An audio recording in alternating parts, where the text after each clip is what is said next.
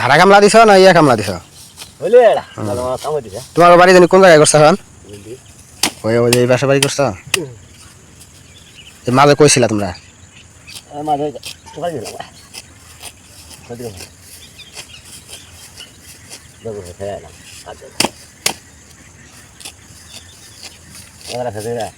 আমাদের শেষ হয়নি এখনো, চলার মধ্যে একটু আছে।